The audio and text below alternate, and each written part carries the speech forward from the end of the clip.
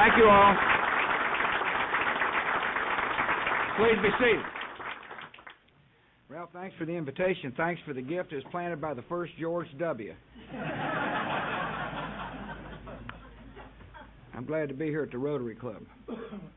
I have spent some quality time at Rotary clubs, whether it was asking for votes or selling baseball tickets. I could never get admitted to any of the clubs in Texas because my voice wasn't good enough. But I'm proud to be with you. Thanks for letting me come by and share some thoughts with you about our economy, what's happening in Washington, and if time permits, I'll be glad to answer some questions if you have any. I also want to thank the Chamber for having me as well. I appreciate what you're doing. People say they're probably wondering, why would old George W.'s got something important to say, why would he bother to come to a place out in the country? And the answer is because this is where jobs are created. This is where dreams are lived. This is where values are upheld. And so I'm proud to be with you. It kind of reminds me of being in Texas, to come to a place where there's just down-to-earth people that are trying to do what's best for their families and their communities. And so I'm honored to be with you. I appreciate you letting me come by. Ralph, thanks for the invitation. I also want to thank Bob Hagan, and I'm proud to be here with Congressman Eric Cantor from Richmond, Virginia, as well as newly elected Congressman Rob Whitman. Appreciate you being here. Good luck. Looking forward to working with you. I want to thank the Speaker of the House of Delegates. You call them delegates, right? Yeah. Bill Howes, good man. Good to see you, Mr. Speaker. Appreciate you being here. Senator-elect Richard Stewart, is that right? Yeah, appreciate you, Richard. Thanks for coming as well. John Lacey, past president of Rotary International, has bothered to come over. Mr. Lacey, thank you for serving. You know, I tell the people of our country every time I can that the great strength of America is not our military, although I intend to keep it strong, or the size of our wallets, but the great strength of America, the hearts and souls of our fellow citizens, who take time out of their everyday lives to love a neighbor like they would like to be loved themselves. That's what Rotary's mean to me. You know, people say, well, how can we best foster the well-being of the community in which we live? What can we do as loving human beings to, to work with our youth like you do at this here at this Rotary Club? And so I want to thank you for what you're doing. I thank you for adding to the great compassion of our country. You know, society's changed one heart and one soul at a time, and I hope you have found what others have found, that if you're part of that, helping somebody's life improve, it improves your own. Laura sends her very best. She's doing just fine. She's a fabulous wife, great mother, and a wonderful first lady. And she and I are having the great joy of welcoming people to the White House during the holiday season. It's a pretty spectacular place when you see the trees and all the great garlands, and they do a fine job of decorating the White House. I just put on the lights on the trees. But we're having a joyous time. And I want to talk a little bit about our economy and some of the challenges we face, and then answer some questions. First of all, I put forth what some would consider a controversial proposal. That's in Washington, D.C. At least those in Washington consider it controversial, and that is cutting taxes on people helps the economy. There's quite an appetite for your money in Washington. People can figure out all kinds of ways to spend the taxpayers' money. My attitude was, particularly in the face of recession and after a terrorist attack, that the best way to help this economy recover was to let people keep more of their own money. And so I worked with the Congress to cut taxes on everybody who pays taxes. Now, sometimes in the nation's capital, they'll say, well, some people get tax cuts and others don't. That's not my attitude. My attitude was, if you're paying taxes, you ought to get tax relief. And so we cut taxes. And I mean, we cut them on everybody. And when you cut them on individuals, it turns out you also are cutting taxes on small business owners. Most small businesses in America are subchapter S corporations or limited liability partnerships. which means that owners of the companies pay individual taxes. In other words, a company is subject to individual tax rates. And so cutting individual taxes not only helps consumers and families, but it also helps small businesses. And the plan worked. If you think about where we were coming out of 2001 and where we are today, you can't help but say the plan worked. Cutting taxes helped stimulate economic growth. Why? Because most new jobs are created by small business owners. And if you let a small business owner have more money to save or invest or spend, it means he or she is more likely to hire somebody. And so we've had a pretty good economic run here in the country, 6 years of growth. We've had 51 straight months of increased job employment. It's the longest period of uninterrupted job growth in the nation's history. People are working.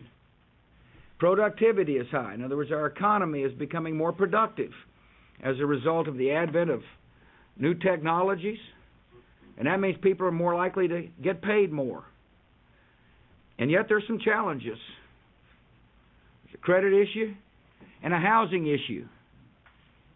In other words, what I'm about to tell you is that the Congress cannot take economic vitality for granted.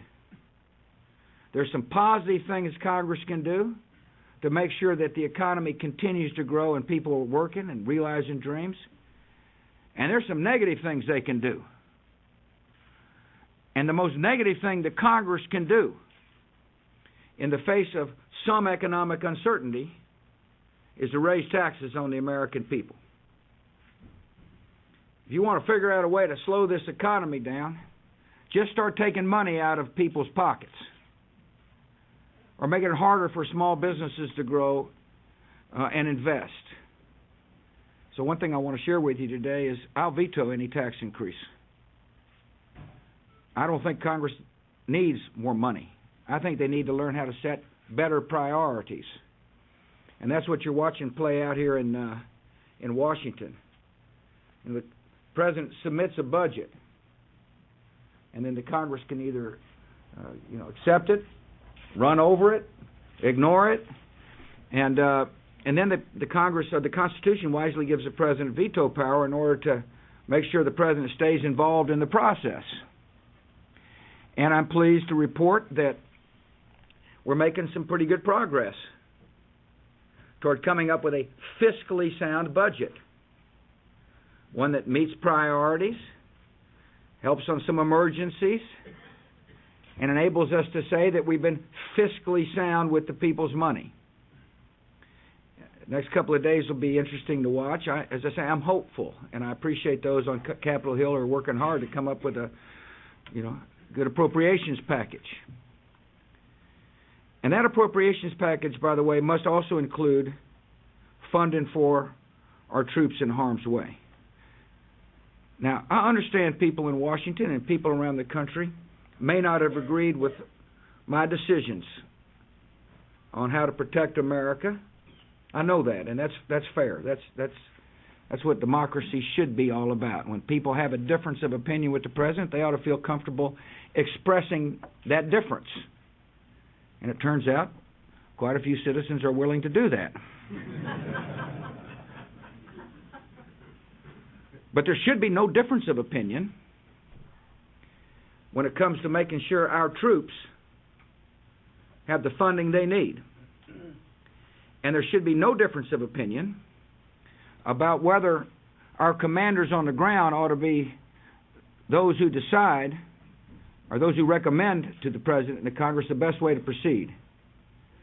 And so we'll be watching very carefully as the Congress works through how to spend your money coming down the stretch here before Christmas.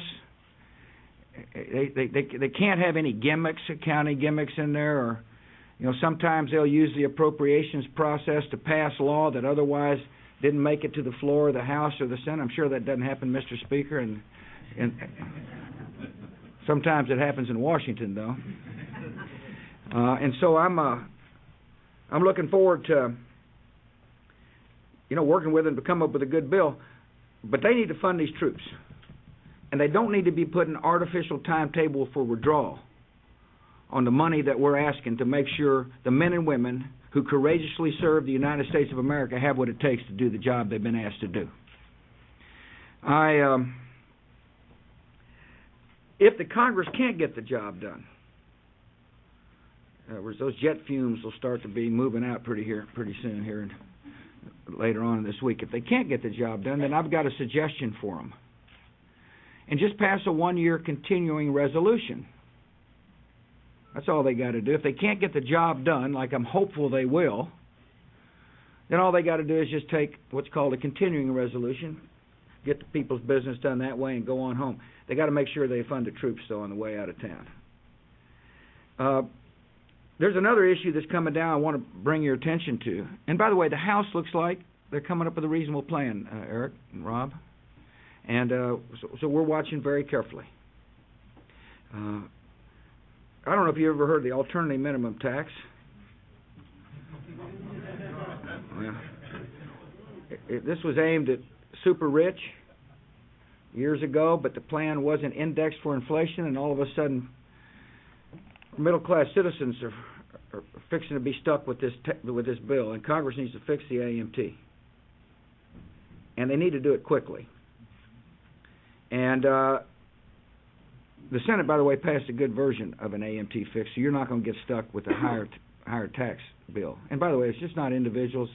Again, if you're incorporated through a limited partnership or subchapter S, you'll end up paying higher taxes as well.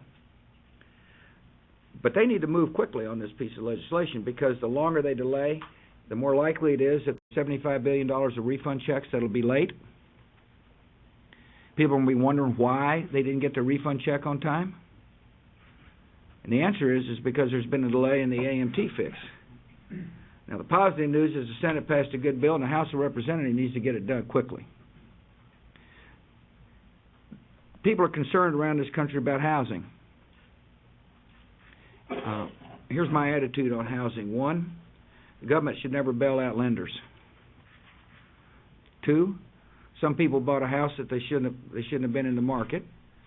3, there are speculators who thought they could buy a nice one of these reset mortgages and flip it, make some money. I'm sure none of them are in the chamber, but nevertheless, that's what happened. But there are some people that are creditworthy that should be encouraged to stay in their homes. And the issue is the housing issue has changed. I can remember the first home I bought in Midland, Texas. I remember going down to the savings and loan and sitting down with the savings and loan officer and negotiating with the savings and loan officer. Well, this day and age, these mortgages have been bundled. So the savings and loan doesn't own the mortgage anymore, or the bank doesn't loan the mortgage anymore, the local lending institute doesn't loan the mortgage anymore. It's owned by some international group, perhaps, or it's been bundled into an asset, and so there's hardly anybody to negotiate with. And so some lenders aren't sure where to turn. They have credit worthiness. They may get pinched as their interest rates reset. But it seems like to me it's in our interests to help people stay in their homes. And we've got a couple of ways to do so. One is through the FHA Secure. It's a way for the Alfonso Jackson and his department, which is HUD, to help credit-worthy people renegotiate and stay in their homes. Congress needs to get a bill to my desk that'll make it easier for FHA to continue to help people stay in their homes. We're not bailing people out. We're helping them refinance their money. We're helping them, we're helping them stay in a part of the American dream is what we're doing, and it's worthwhile to do that. And the other is what's called a Hope Now, and this is the Treasury Department bringing the private sector together, lenders, investors, mortgage counselors, to help people renegotiate, to help people understand what is possible when it comes to finding some recourse and stay in your house. And so I'm concerned. I know you're concerned about the housing industry. We all should be. We've been building a lot of homes, and all of a sudden fewer buyers are showing up. And it's going to take a while to work through the housing bubble But we can mitigate some of the issues. And I'm concerned about people who are credit-worthy enough to live in their homes, not being able to deal with the resets. And so I just want to let you know we got a strategy. And Congress can help. They can pass the FHA modernization bill, which will help us. And the other issue that they can pass that would really help a homeowner is that when you renegotiate, if you happen to have a mortgage and that you're going to have trouble meeting, and you can find somebody to renegotiate with, and you do, and part of that loan may be forgiven for tax purposes, you actually have to pay tax. And it doesn't make any sense if somebody's struggling to stay in their house and the tax code says you get to pay more tax after you've renegotiated your loan. So we need to fix the tax code. And the Senate, bipartisan way, is passing a good piece of legislation. I hope the House takes it up. Two other issues, and then I'll answer some questions. One, I know if you're a small business owner, you're concerned about health care, and you should be. And the fundamental question facing the country is, what can the government do to make health care more affordable and more available? And there's a classic philosophical divide in Washington. On the one hand, there are those who believe that government is the fix, that government can best decide the allocation of resources in health care. And then there are those of us who believe that we ought to push for more a consumer-driven health care system. Part of the problem in health care is that there is no consumerism. I shouldn't say no consumerism. Obviously, there is some consumerism, but when a third party pays your bill, you tend not to worry about price. If somebody else pays your bill, you're not really an active consumer. And therefore the question is, if part of the issue with price is how do you encourage consumerism? And here's one way: change the tax code. The tax code now says if you work for corporate America, big company, you get a tax benefit. But if you're a small business owner or you're out on your own, you have to buy health care with after-tax dollars. And therefore, there's a disincentive for people to be purchasing health care on the individual market, and therefore the individual market hasn't grown. So I propose to Congress that we allow families, everybody, regardless of your employment status, to be able to deduct $15,000 off your income taxes or $7,500 as an individual, all aimed at level the playing field so that an individual market begins to grow. So step one to consumerism is for individuals to have more options in the marketplace so they can become involved directly in buying better insurance for their family. Step two is for there to be transparency in pricing and quality, and the federal government can help. We're a huge health care consumer. And one of the things that Secretary Leavitt is doing is saying that if you're interfacing with the federal government, then you got to post your price. I don't know how many of you ever go to your doctor and say, what are you charging? You know, compared to your neighbor. I suspect you do that when it comes to buying an automobile, but you don't when it comes to purchasing health care. I never have, frankly. I don't remember asking my buddies in Midland, who are my doctors, how much you charging relative to the person down the street. So, but the government can help with pricing transparency. So we're now getting people, the providers, to not only post a price, but also we're developing a qualitative index so that people are able to compare price and quality. Now, this is a novel concept, I readily concede.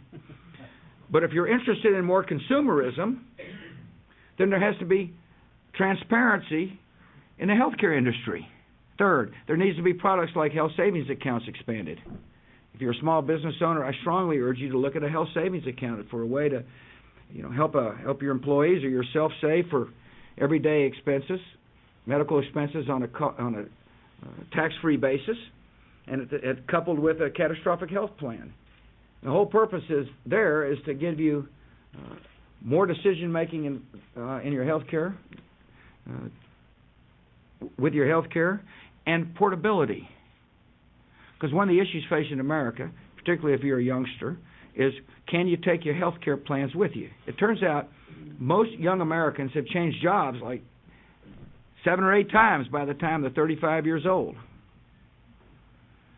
And the inability to carry a good health care plan with you, a plan that you own, a plan in which the dollars inside your plan are earning tax-free, creates frustrations for people. its economy is changing, and therefore the healthcare industry needs to change with it and provide flexibility for our workers. Fourth, small businesses ought to be allowed to pool risk across jurisdictional boundaries. What that means, if you're a restaurant owner here, you ought to be able to pool your employees with a restaurant owner in Texas so that you can go into the market and buy insurance at the same discounts that larger companies get. Fifth, healthcare needs to be better at incorporating information technologies. I suspect you'll find some of your docs still writing files by hand. That's a little antiquated these days. And the trouble is, most doctors aren't very good writers to begin with.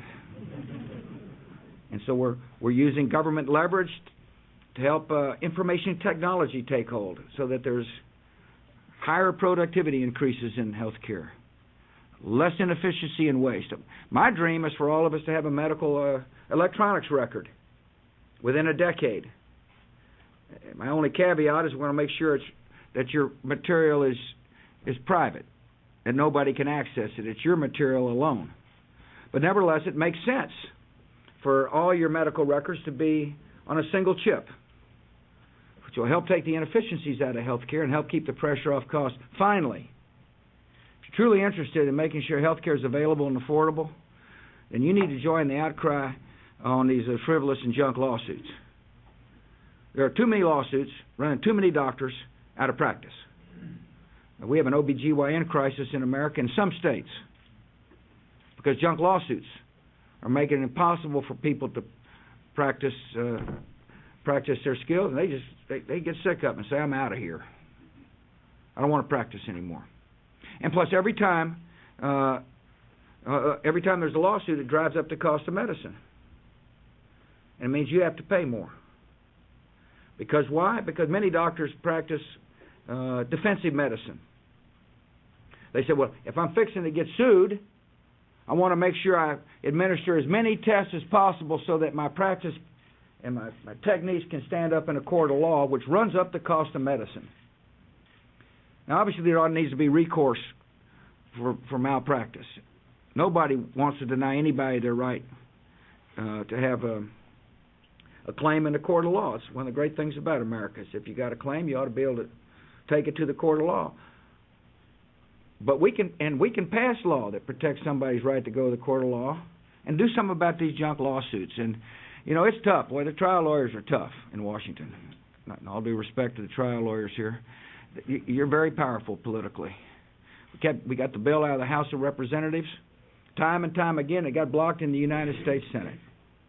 So here's a common sense way to move forward to help small businesses and individuals deal with health care costs.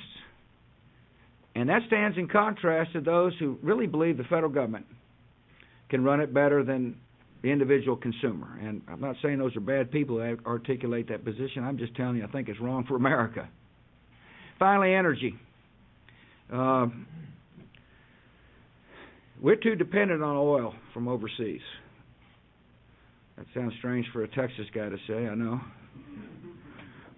But dependency on oil creates economic security issues and national security issues and environmental issues. So I proposed a bill that would encourage, most oil is consumed through automobile usage. So I want to talk to you about automobile usage and electricity, and then I'll answer some questions. I have proposed a bill, and I'm hopeful it'll get passed by the Congress, that increases CAFE standards, which is the fuel economy standards, in a reasonable way without sacrificing automobile safety.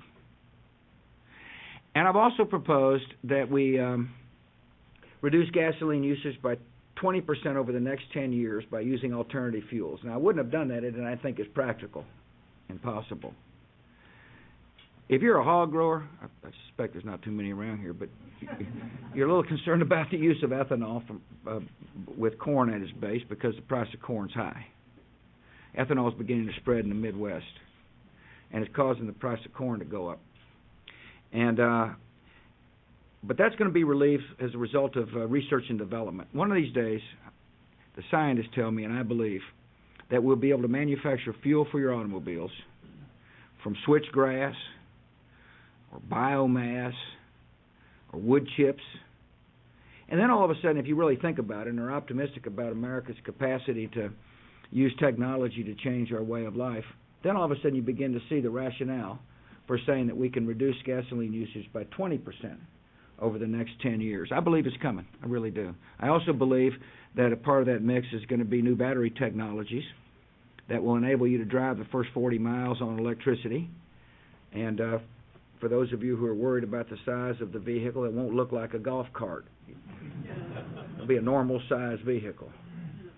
On electricity, there's a lot of talk about electricity. I understand that, and there should be. If America wants to solve its dependency on foreign sources or wants to solve its deal with environmental concerns, we need to aggressively spread nuclear power.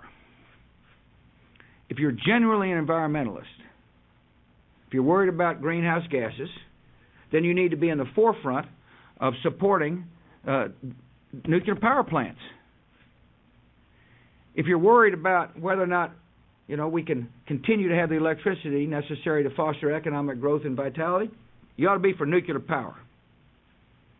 I know that's not necessarily politically correct in some circles, but I believe the engineering is safe, and I know we can come up with ways to dispose of the waste in a safe way. And so those are some of my thoughts, other than I hope you all have a great holiday season. I'd be glad to... I hope you can tell I'm an optimistic fella. We've been through a lot over the last 7 years. We really have, but I'm absolutely convinced that this country is strong and vibrant. We're in the lead when it comes to the freedom agenda. I believe the decisions that have been made over the last 7 years are going to lead peace. Sometimes I know it's hard for you to tell it. But I'm convinced that when people look back at this era, they're going to say, thank goodness the United States of America never abandoned its belief that freedom is universal. I happen to believe there is an Almighty. And a gift of that Almighty to every man, woman, and child is freedom. And I believe it's in our nation's interest to act upon that belief. And so I come to you today as a man honored to serve a great country with some ideas on how we can stay strong economically and a great faith in the capacity of freedom to bring the peace we want. And with that, I'll be glad to answer any questions.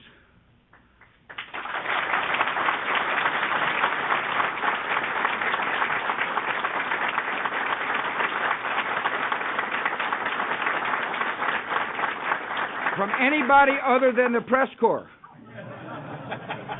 If I wanted to have a press conference, I'd call a press conference, right, Herman? I can't hear you. He's from Texas. Forgive him. Yes, ma'am.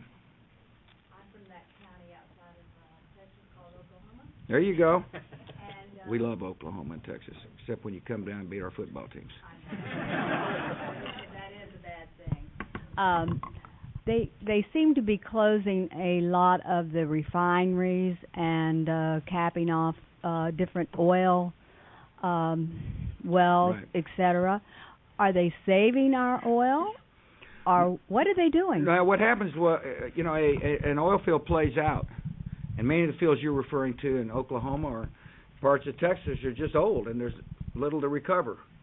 One of the interesting things that is taking place around the country, though, is that the higher price of oil has caused people to invest in new technologies, and the new technologies are enabling some to be able to get more of the reserves out of the reservoirs. But when a person caps off an oil well, plugs an oil well at this price, it pretty well means it's played out. There's not left. Now, refineries is a different issue. We haven't built any new refineries. Now, we've expanded some refineries. We're not building new refineries, and it makes no sense not to increase the supply of gasoline. And, if you're concerned about the price of gasoline, one way to deal with it is to encourage the expansion of refineries. And so one of the proposals I put forth to the Congress was, as we shut down bases through the BRAC process, why don't we provide land on those old bases for refineries?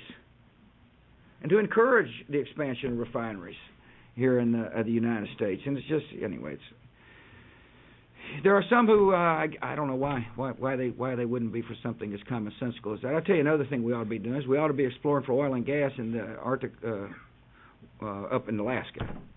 I mean, you can't believe the technologies that are now available. You can drill on a small pad without creating much of an impact on the environment and explore laterally in order to develop a field. And they tend to drill in the winter on ice, and they move the rig off in the summer during the melt. And so we've got the technologies capable of finding oil and gas reserves and not hardly leaving a scratch on the environment up there. But it's become a cause célèbre with a lot of the special interests in Washington, D.C. And so, I can't tell you why people aren't for refinery expansion. I'm just telling you they ought to be. And there are some examples where refineries are expanding, like down there in Mississippi, for example, in the Pascagoula. A big refinery has gotten permits on its current footprint to expand its capacity, and that's going to be good for the country. It's going to take a while. I mean, we will be using oil and gas for a while, and it's going to take a while to diversify. And therefore, for the sake of our consumers and our economy, we need to make sure we got reliable supplies as we develop new technologies, and new technologies are coming. It's going to be an exciting era, in my judgment. Thank you. Yes, sir. Tom Blaylock, commercial lender here in Fredericksburg. Yep. How do you like the mortgage plan? The mortgage plan's a little bit tough, and I'm a commercial lender as well, so it's great to hear from the president two issues that we're looking at again: evaluating financial statements daily on the income statement, healthcare expenses, fuel expenses. What about my big customers that are driving diesel-powered equipment? Suppose fuel goes from $3.25 a gallon to $5. Yeah. At the same time that you're having escalated healthcare expenses. So it's great to see you here today and preaching that message because, again, revenues aren't necessarily expanding in this soft economy we're in. Right. So what happens in 08 and 09 with a... No, I appreciate that. That's why I'm against raising the gasoline tax. There's great alcohol. We need to raise the gasoline tax. It comes up about every year in Congress. I'm against it for precisely that reason. And is somebody for it over there? I said the federal gasoline tax. Mr. Speaker, I wasn't talking about the state gasoline tax. But it's, yeah, look, that's a concern. And I fully understand the pinch some of your folks are going to feel. And having said that, this economy is pretty good. There are there's definitely some storm clouds and concerns. But the underpinning is good. And we'll work our way through this period. But I couldn't agree with you more that there's your people have got some concerns. And, there's just some fundamental questions that we're going to have to make on issues like health care. The quick fix, at least what sounds like a quick fix, is going to be, don't worry, we'll handle it for you at the federal government.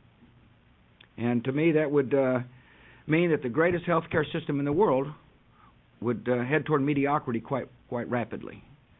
We don't want rationing, people standing in lines. We want the great innovation and the private medicine to flourish. And so my only caution is that people see the health care rising. I hope they don't leap to what sounds like a simple solution that would lead to a long-term problem for the country. Yes, sir. You may have noticed that transportation is an issue for us in this area. And actually, the helicopter didn't get stuck in any...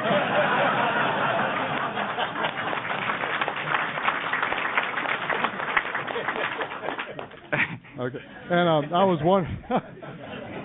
Yeah, what traffic jam? Anyway, yes, it is. It's a huge issue. Yes, sir. And Homeland Security is moving more people in our area here, especially up on 610 and moving a lot of their offices. I was wondering if the federal government would be able to help us with our transportation problem so that we could better facilitate Homeland Security's problem. Yeah. You're not looking for that special earmark, are you? No, sir. Yeah, you are. At least you're honest. Look, here's the thing about highway funds. A couple of points. First of all, I don't know if you know this or not, but the Public Works Committee, I guess, is the largest in the House. Is that right, Eric? Yeah. And the way they get the bills out of the House, onto the floor is everybody gets a special project. And so it's the largest committee, then everybody gets them a special project, and then the bill moves, and then the funding formulas kick in. The way it ought to be done is they ought to adjust the funding formulas based upon, rational measures, and then pass these bills without earmarks, without special projects. That's just the way it works. A lot of the money is spent before the highway bill makes it to the floor, and it's just not a good system. Secondly, and so therefore they need to change the system. This isn't going to answer your question specifically, and it's not an intentional dodge, by the way. What's a slight dodge? But because you don't want your president walking around promising this project to this person or this project to that person. That's not what the president's job is to do. The president's job is to think strategically for the country and help get fiscal sanity into the process. Secondly, no question that we're going to have to rethink for the long term how to fund highways. Right now, the highways are funded as a result of gasoline taxes, as you know. Not all the money from the gasoline tax, by the way, goes to highway projects. There's a lot of mass transit money spent. There's other things that the money is spent on. I'm not making a qualitative judgment. I'm just telling you that not every dime collected from the highway tax goes to highways.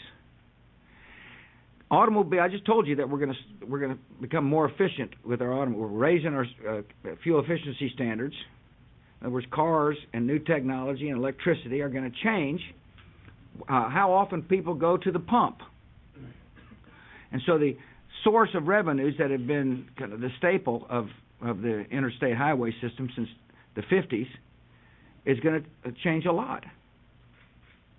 And so what's a rational way forward? I talked to Secretary Peters about this, and I have instructed her to think about alternative methods of financing highway growth, such as user fees, in lieu of or in combination with current tax structure. Now, why would you do that? Well, if your automobiles are going to get less miles per gallon, then you're going to have to figure out, and you need additional highways. You have to figure out a way to raise the money, and a user fee is a good way to do it. And if you happen to go to a user fee system, one of the interesting things that are being used is differential pricing. In other words, you pay a different price depending upon the day you drive. In other words, a market-oriented system. If one of the things you're concerned about is massive traffic jams on your highways, in and out of your community, then it may make sense to say to somebody, if you're going to ride between 9 and 4, you pay a higher fee than somebody riding before 9 or after 4. It's congestion pricing. It's worked in some parts of the world. I definitely think we ought to look at it. In other words, what I'm telling you is the funding system is antiquated relative to the challenges we're going to be facing. And so Secretary Peters is a good, smart soul who's looking through different alternatives. This is going to be a tough issue, as you found out locally, and it's going to be a tough issue. It's hard to get Washington to change sometimes.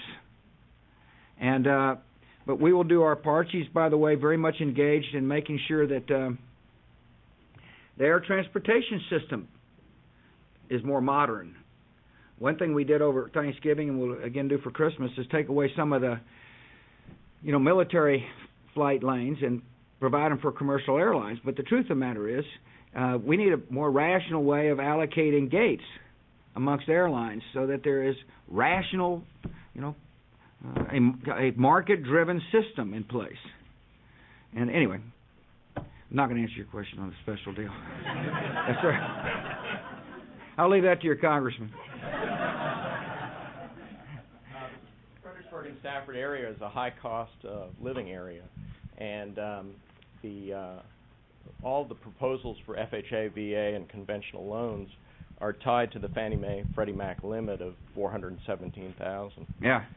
And in this area, that works for some folks, but the interest rate on jumbo loans is now 1% higher than conforming loans. Has there been some effort to try to increase Fannie Mae or Freddie Mac? There has, in conjunction with reforming of the two institutions, to make sure that they stay focused. The reform would make sure they stay focused on their core missions. But there has been, and Secretary Paulson has been working with Congressman Frank and the House on this very issue, which is to raise the limit on jumbos in conjunction with reforms. I don't know if it's going to pass this time or not. I should have checked before I came, but it definitely is a part of the reform agenda that we're working with the House on. Yes, sir. Mr. President, my name is Mike West. I'm a Stafford resident here, and it's a pleasure to have How long have you been living here, Mike? 7 years. There you go. Living from Charleston, West Virginia. My question is, I have 3 children in the school system here, and I'm very concerned about their well-being living in this country, and you've done a wonderful job in protecting our nation, but I'm concerned about the nations like Iraq, who now have nuclear weapons. Iran and Iraq both. Not Iraq. But my question would be, yeah. My question would be about Iran. How is the diplomatic channels coming through there? No, I appreciate that. Thanks. You all read a report the other day that said that Iran had but halted a covert military nuclear weapons program. I said in my press conference that report came out that report says to me, when you read it carefully, Iran was a threat, Iran is a threat to peace, and Iran will be a threat to peace if we don't stop their enrichment facilities. Because, I said that because there are 3 components to a nuclear weapons program. The first component is having the materials necessary to make a bomb. And you can either purchase materials that have already been processed, or you can learn how to process yourself. That's the enrichment component. That program is still active, in spite of the fact that most of the world has said to the Iranians, stop your enrichment. And that's where you're watching the diplomacy play out. The ability to weaponize that material, in other words, to make it into something that explodes, is that part of the program is what the intelligence people thought was ongoing at one time and suspended. And finally, in order to, be in a position to say you're a nuclear weapon power, you got to be able to deliver the weapon by missiles, and they spend a lot of time testing their missiles. So 2 of the 3 components in order to become a power, nuclear power, with a weapon system is they're active. Now, what I've told the people, first of all, I think Iran's a danger to peace. And I believe that for a variety of reasons. I believe with a weapon, they would be very destabilizing. I believe with a weapon, we need to take their threat seriously about what they have said about one of our allies, Israel. And therefore, my attitude hadn't changed toward Iran. If somebody had them a weapons program, what's to say they couldn't start it up tomorrow? Since they tried to hide their program before, how would we know? And so my point on the Iranian issue is this. They owe an explanation to the world. They need to tell the world why they had a program that they didn't report. They need to make it clear to the international organization, the IAEA, what that program was all about and why they hid it from the world.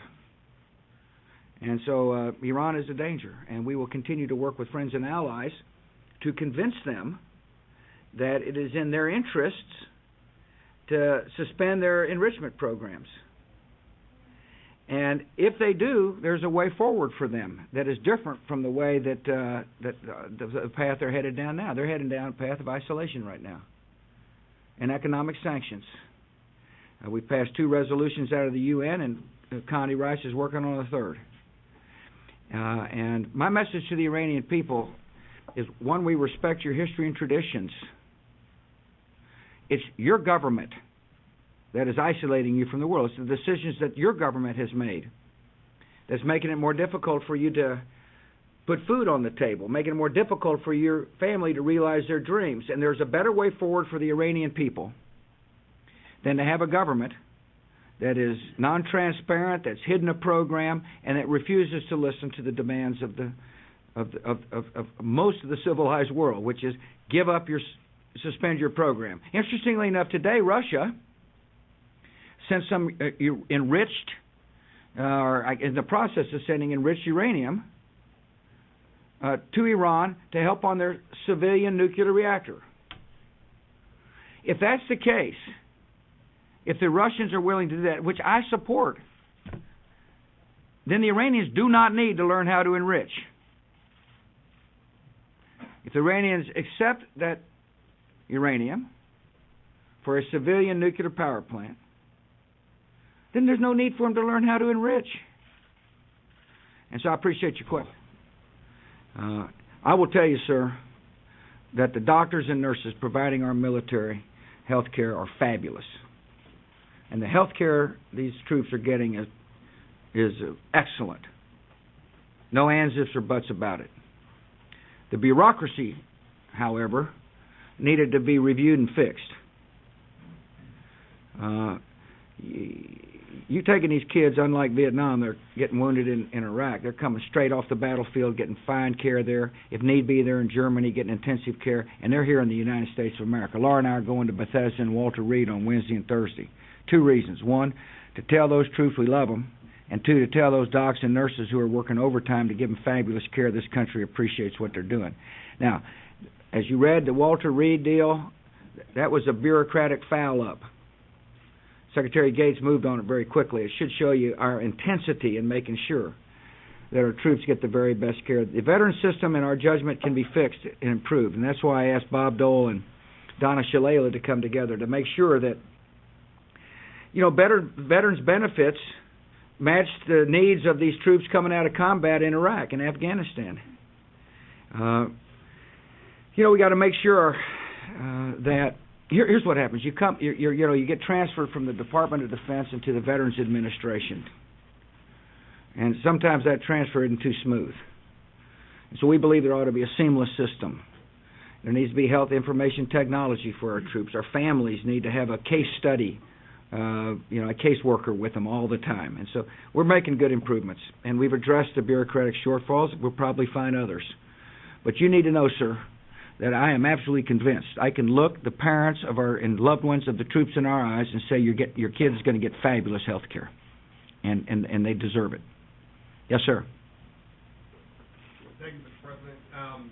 With regards to research and development into mileage and cars, and I'm a hybrid owner myself. There you go. Is there anything that's being done to? I understand the issue with the ethanol plants is there's no outlet for ethanol other than 10% over at Exxon. Is there anything being done with that respect? Yeah. Listen, a couple of points there. First of all, the first hurdle to the use of ethanol is to have automobiles that are capable of using ethanol, and most automobiles are flex fuel vehicles. You've got one, you just don't know it. Meaning you use gasoline or ethanol and the engine works either way. Secondly, the fuel blends probably in this area are 10%, but out in the Midwest are up to 90%. And the reason why is this market is going to develop regionally. And by that I mean, if obviously what's interesting is that the most significant penetration of high concentrated ethanol is in the Midwest where there's corn. And if this area doesn't have the fuel stocks necessary to make ethanol, there's not a pipeline system that'll enable a lot of ethanol to get here. And so what you're going to have is local production or regional production to fuel the capacity of you to be able to have more ethanol available at the pump. The issue is the manufacturing of the product in the region, as opposed to once the product is here in the region that you're capable of finding an outlet that'll deliver it to you. And that's why this research into different raw materials for ethanol is going to be very important. So you can envision if you can start using wood chips, you got you some wood around here, and all of a sudden it becomes a viable source of input into an ethanol plant. But out in Midwest, I repeat to you, I think they call it E90 or something like that, which is 90% ethanol, is now available in a lot of pumps. And one of the concerns about the folks who live out there is how do you get more of it available? And the marketplace tends to work. People start showing up demanding ethanol, and all of a sudden somebody figures out how to supply it. But it's making pretty good market penetration in the Midwest. It's an interesting map to look at, and I believe the reason why is because since corn is now the main source of ethanol, that's where you get to get your corn. But hopefully this research and development in a relatively quick period will come up with different alternative sources for ethanol, and I think it will. I really do. Otherwise, I wouldn't have put out the 2010 initiative. All righty. Yes, sir. I'm a physician, and I happen to agree with your attitude about health care. And I think that the consumerism aspect of it needs to be emphasized. I think we're going to have too many options out there to offer to the American public. We won't be able to afford all of it. We can't hardly afford it now. But do you have new legislation out that you may propose for next year that would try to implement some of the ideas that you have, other than the health savings? AHPs will run it again. Associated Health Plans, that's the plan that enables small businesses to pool across jurisdictional boundaries. And again, that's economies of scale, economies of spreading risk, which to me is a rational plan. It's opposed by different groups, by the way. It sounds logical and sounds rational, but evidently such a plan, gets crossways with some of the interest in Washington. Otherwise, it'd have passed. Secondly, we'll run the tax deductibility again, which would be a significant change in enabling your patients to be treated just like the patient that works for a large corporation. And that's going to be a vital part, Doc, of making sure that people making sure that we have a consumer-driven system. We may run tort reform again. I'll see what it looks like. As I say, we passed it out of the House twice, if I'm not mistaken. Went nowhere in the Senate. So there's three alternatives for you right there. How's your practice? Well, thank you. That's good. I'm going to tell you something. We have fabulous health care in America, just so you know. I think it's very important before people start griping about the health care system here, and of course there's always grounds for complaint, just to compare it with other systems around the world. And one of the reasons our system is expensive is because some of the new technologies that are coming online that happen to be saving lives. And can we become more efficient deliverers of health care? You bet. Are there things we can do? Absolutely. But whatever we do, we don't want to undermine the fact that we got great health care. And I'm very proud of our docs, nurses, researchers.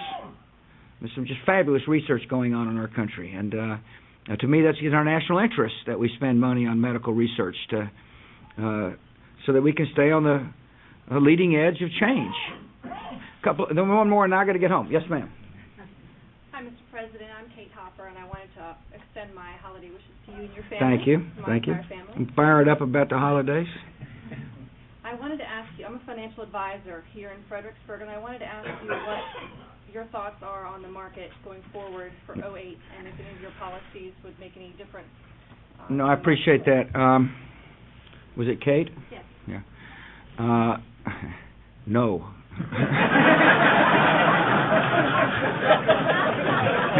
I'm not going to answer your question.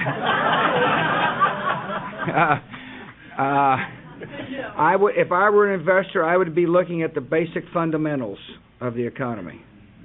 And early on in my presidency, somebody asked me about the stock market, and I thought I was a financial genius, and it was a mistake.